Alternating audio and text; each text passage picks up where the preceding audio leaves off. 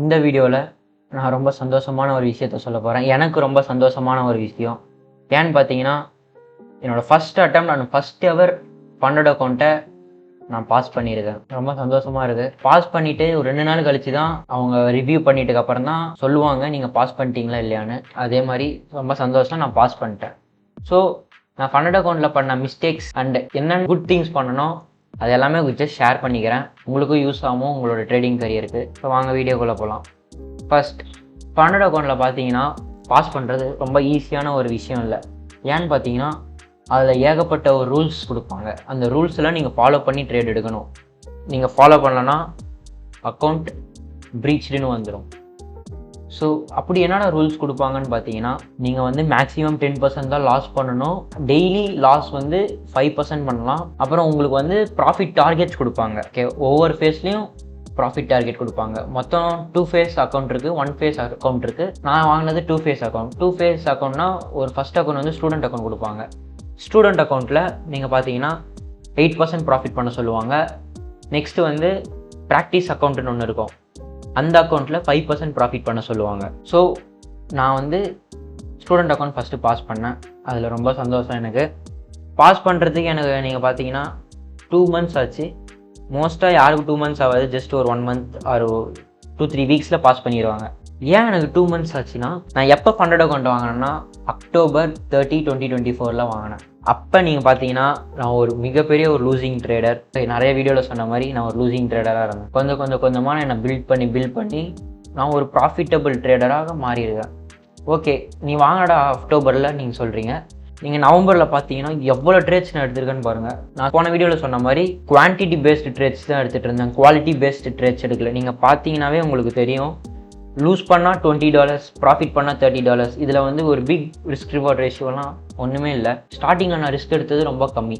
ஏன்னு நீங்கள் பார்த்தீங்கன்னா, ஃபஸ்ட்டு என்கிட்ட செகண்ட் ஃபண்டட் அக்கௌண்ட் வாங்க காசு இல்லை. அண்ட் இப்போ நான் லூஸ் பண்ணுறேன்னா ஒரு லூசிங் ட்ரேடர் ஆயிடுவோன்ட்டு எனக்கு ஒரு ஃபீலிங் வந்துடும். அதனால் நான் கம்மியாக எடுத்தேன். அதே மாதிரி எக்ஸ்பீரியன்ஸ் நிறைய கெயின் பண்ணணும், அதுக்காகவும் எடுத்தேன். அது ஒரு ரீசன். நெக்ஸ்ட் 4th ரீசன் வந்து என்கிட்ட கான்ஃபிடன்ஸ் இல்லை என்னோட ஸ்ட்ராட்டஜி மேலே. ஸோ நம்ம இதெல்லாம் டெவலப் பண்ணுறதுக்கு கொஞ்சம் கம்மியாக ரிஸ்க் எடுப்போம் அப்படின்ட்டு நான் 0.5, 0.25 ரிஸ்க் எடுத்துகிட்டு இருந்தேன். ஸோ ரிஸ்க் அவ்வளோ கம்மியாக எடுக்க எனக்கு எக்ஸ்பீரியன்ஸ் கெயின் ஆச்சு. என்னோடய மிஸ்டேக்ஸ் எல்லாம் நான் வந்து கண்டுபிடிச்சிட்டே இருந்தேன். மிஸ்டேக்ஸில் கண்டுபிடிக்க என்ன நான் இம்ப்ரூவ் பண்ணிகிட்டே இருந்தேன். நீங்கள் அங்கே உங்களுக்கு பார்த்தாவே தெரியும் நான் எவ்வளோ கேவலமாக ட்ரேட் பண்ணியிருக்கேன்றது. நவம்பரை நீங்கள் அப்படியே டிசம்பரை பாருங்கள். டிசம்பரில் என்னோடய ஸ்ட்ராட்டஜியை மொத்தமாக மாற்றிட்டேன். ஏன்னா நவம்பரில் நான் ஃபுல் லூசிங் ட்ரேடர், லூஸ் பண்ணிட்டேன் மானியை. ஸோ இந்த ஸ்ட்ராட்டஜி ஒர்க் ஆகலன்னு நினச்சிட்டு வேறு ஸ்ட்ராட்டஜி நான் ஷிஃப்ட் பண்ணேன். அதே ரிசல்ட் தான் எனக்கு வந்துச்சு. ஸோ அதே மாதிரி தான் டிசம்பரும் போச்சு. டிசம்பரில் வந்து வாலட்டைலாகவும் இருக்காது மார்க்கெட், மோஸ்ட் டிரான்சாக்ஷனும் நடக்காது மார்க்கெட்டில். அதனால் லூஸ் பண்ணிட்டேன் அப்படின்னு கூட வச்சுக்கலாம். சரி, ஜான்வரியும் நான் அதே ஸ்ட்ராட்டஜியை தான் யூஸ் பண்ணேன். புது ஸ்ட்ராட்டஜி, அதாவது நான் லூஸ் பண்ணக்கப்புறம் யூஸ் பண்ண ஸ்ட்ராட்டஜி. அப்போ நீங்கள் பார்த்தீங்கன்னா படு மோசமாக இருந்துச்சு. என்னோட அந்த மந்த்தை பார்த்தீங்கன்னா லாஸாகவே இருந்துச்சு. ஒன்றுமே என்னால் பண்ணவே முடியல.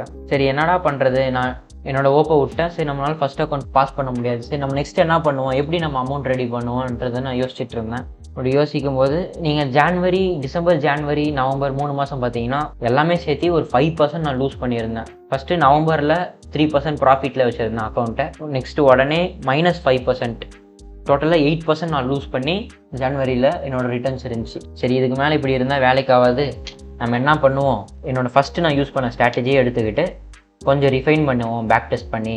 ஸோ நான் பேக் டெஸ்ட் பண்ணேன். பிப்ரவரி பேக் டெஸ்ட் பண்ண ஆரம்பித்தேன்.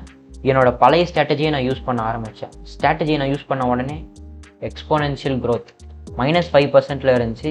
நான் வந்து டேரெக்டாக +8%, டோட்டலாக 13% அந்த 1 மந்தில் பண்ணியிருக்கேன். நீங்கள் நான் எடுத்த ட்ரேட்ஸை மட்டும் பாருங்கள். அதுலேயும் அந்த ஒரு ட்ரேட் பிரேக் ஈவன் ட்ரேட், டோட்டலாக 5 ட்ரேட்ஸ் தான் நான் ஒழுங்காக எடுத்தேன்.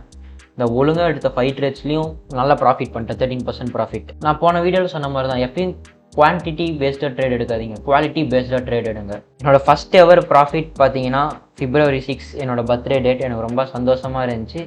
அந்த டேட் அப்போ தான் நான் வந்து என்னோடய பேக் டெஸ்டிங் சாஃப்ட்வேரும் வாங்கினேன். பேக் டெஸ்டிங் பண்ண ஆரம்பித்தேன். என்னோடய கான்ஃபிடன்ஸ் இன்க்ரீஸ் ஆகிட்டே இருந்துச்சு.